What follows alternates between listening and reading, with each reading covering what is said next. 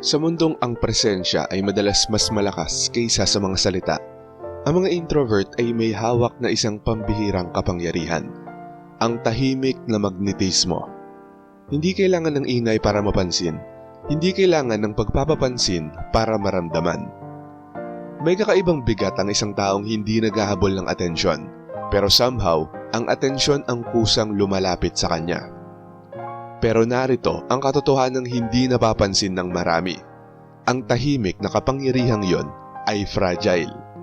Hindi dahil mahina ang mga introvert, kundi dahil ang lakas nila ay nagre-rely sa mga maliliit at subtle signals.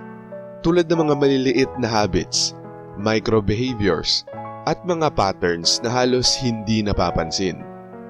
At kapag hindi ito nababantayan, unti-unti nitong kinakain ang iyong presensya.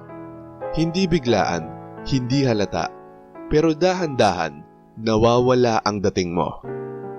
Narito ang mga tahimik na sumisira sa aura ng isang introvert.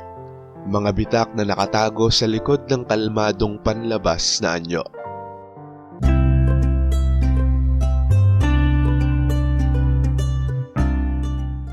Number 1. Maling postura. Nagsisimula ang presensya bago pa man ang salita. Bago ka pa magsalita, bago ka pa makilala, ang katawan mo na ang unang nagpapakilala sa iyo. Kapag ang likod mo ay nakayuko, ang balikat mo ay bagsak, at ang galaw mo ay parang laging pagod, hindi mo namamalayan, may ipinapadala kang mensahe. Hindi ako matatag. At yun ang agad nararamdaman ng mga tao, instinctively. Hindi nila iisipin na introvert ka lang. Ang mararamdaman nila ay kakulangan sa kumpiyansa. Ang stoic presence ay deeply physical. Hindi ito tungkol sa pagiging dominante. Ito ay tungkol sa pagiging matatag at grounded. Ang tuwid na postura ay nagpapahiwatig ng kontrol, kamalayan at paggalang sa sarili. Hindi mo kailangan maging nakakatakot, pero kailangan mong magmukhang present sa sarili mong katawan. Dahil ang simpleng katotohanan ay ang postura mo, ang first language mo.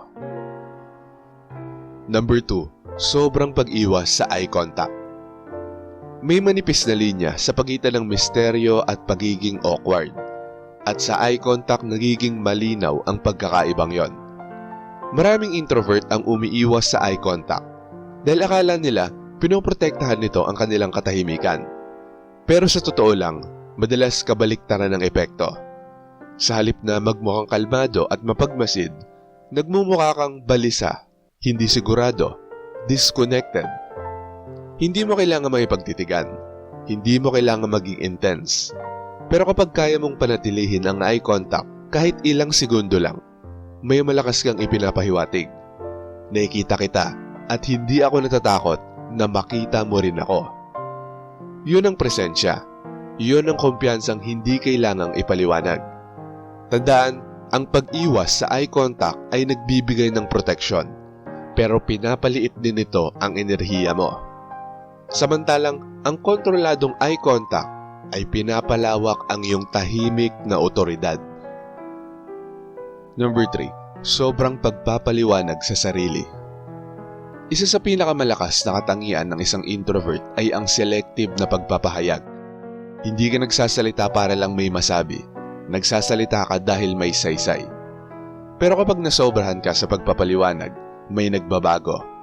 Unti-unti mong pinupuno ang katahimikan ng mga justifications, pagdidepensa at mga detalye na hindi naman kailangan. At dahan-dahan, nawawala ang bigat ng presensya mo. Dahil ang kapangyarihan ay wala sa dami ng sinasabi mo. Ito ay nasa kung gaano karami ang hindi mo kailangang sabihin. Malalim itong nauunawaan ng mga taong may stoic na pag-iisip. Hindi sila nagmamadaling ipaliwanag ang sarili sa lahat. Hindi nila kailangan agad maintindihan ng iba. Bakit? Dahil alam nila na ang linaw ay hindi nagmumula sa dami. Ito ay nagmumula sa eksaktong pagpili ng salita. Kapag sobra kang nagpapaliwanag, naghahanap ka ng approval. Kapag mas pinipili mong manahimik, ikaw ay nakakakuha ng atensyon. Number 4. Mga nerbyosong galaw. Ang katahimikan ay bihira. At dahil bihira ito, malakas ang epekto nito. Pero maraming introvert ang hindi napapansin na kahit tahimik sila, ang katawan nila ay maingay. Mabilis na paggalaw ng kamay, pag-fidget ng damit, pagtatap ng paa, at madalas na pagbabago ng posisyon. Ito ay mga senyales ng panloob na tensyon at nararamdaman ito ng mga tao kahit hindi nila maipaliwanag. Lumilikha ito ng banayad na kontradiksyon. Tahimik ka pero hindi ka kalmado. Ang stoic presence ay nakabase sa isang disiplina, kontrol sa galaw. Hindi ito tungkol sa pagiging stiff, hindi ito tungkol sa pagiging rigid, kundi ito ay tungkol sa sinadyang katahimikan ng katawan. Kapag hindi ka nagmamadali sa paggalaw, kapag hindi ka reactive sa bawat maliliit na discomfort, ipinapakita mo ang isang bihirang katangian, ang kontrol sa sarili. At wala nang mas kaakit-akit kaysa sa taong mukhang hindi kontrolado ng paligid. Number 5, pananamit ng walang intensyon. Madalas sabihin ng mga introvert na hindi mahalaga ang appearance. At sa maraming paraan, totoo yon. Pero narito ang mas malalim na katotohanan. Ang paraan ng pagpipresent ng sarili ay komunikasyon. Hindi mo kailangan ng mga mamahaling damit. Hindi mo kailangan maging flashy. Pero kapag ang itsura mo ay parang walang pakialam, ini-interpret ng mga tao ito bilang kakulangan sa disiplina, kakulangan sa direksyon, kakulangan sa pagpapahalaga sa sarili, kahit hindi yon ang tunay mong pagkatao. Ang Stoic philosophy ay hindi tungkol sa pagpapabaya. Ito ay tungkol sa sinadyang pagiging simple. Malinis, tama ang mga sukat, akma sa okasyon. Ang mga yon ay sapat na. Dahil kapag ang panlabas mong itsura ay tumutugma sa panloob mong katahimikan, nagiging magkakaugnay ang presensya mo.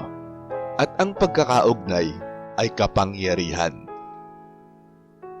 Number 6, pag-aabsorb ng negatibong enerhiya. Ang mga introvert ay likas na mga absorbers. Ramdam mo ang tensyon sa kwarto. Naririnig mo ang tono sa likod ng mga salita. Napapansin mo ang mga hindi sinasabi. Ito ay isang strength. Pero kapag walang hangganan, nagiging kahinaan ito. Kapag ina-absorb mo ang lahat, stress ng ibang tao, negativity sa paligid, emotional chaos, unti-unti itong pumapasok sa presensya mo. Makikita ito sa mukha mo, sa mata mo, sa galaw mo. At kahit manahimik ka, nararamdaman ng iba na mabigat ang enerhiya mo. Itinuturo ng Stoic wisdom ang detachment. Hindi ito pagiging walang pakialam. Ito ay piling pakikisalamuha. Hindi ka rumiresponde sa lahat.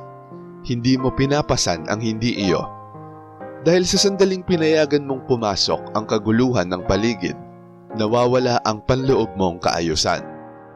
At para sa isang introvert, ang panloob na kaayusan ay napakahalaga. At number 7, sobrang pagsisikap na maging invisible. Ito ang pinakadelikado dahil parang natural lang itong ginagawa. Maraming introvert ang naniniwala na ang kanilang kapangyarihan ay nasa pagiging invisible, sa pagiging hindi napapansin, sa pagiging background lang. Pero narito ang paradox. Kapag mas pinipilit mong maging invisible, mas lalo mong binubura ang presensya mo. At ang presensya, hindi ang ingay, ay ang tunay mong lakas. Hindi ka kailanman ginawa para maging maingay, pero hindi ka rin ginawa para maging absent. Ang tunay na kapangyarihan ng introvert ay ito. Hindi mo hinihingi ang atensyon, pero kapag naroroon ka, nararamdaman ka ng mga tao. Tahimik ka pero may bigat. Hindi ka nagsasalita pero may dating. Hindi yun pagiging invisible. Yun ay kontroladong presensya. Ang pagiging introvert ay hindi pagiging mahina. Hindi rin ito pagiging wala lang. Ito ay isang anyo ng disiplinadong enerhiya. Isang kapangyarihang hindi nakadepende sa ingay, kundi sa eksaktong kilos, kamalayan at kontrol. Kapag inalis mo itong mga tahimik na sumisira sa iyo, may pagbabago.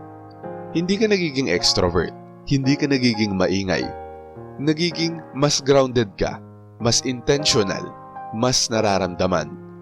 Nagiging isang tao ka na hindi kailangang magsalita para maalala.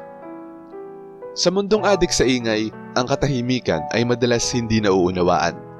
Pero kapag na-master, nagiging magnetic ito.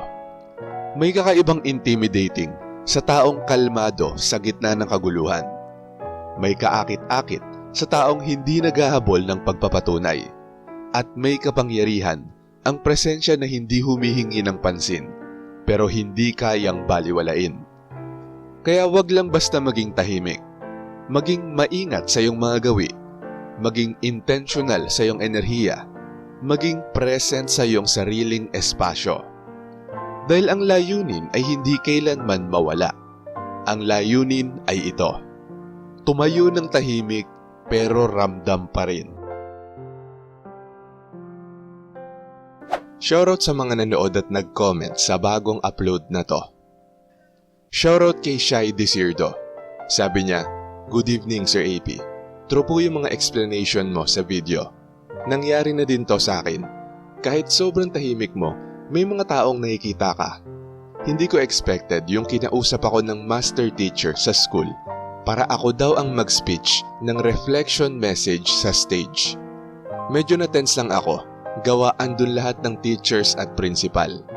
So far, na-deliver ko naman ng maayos that day."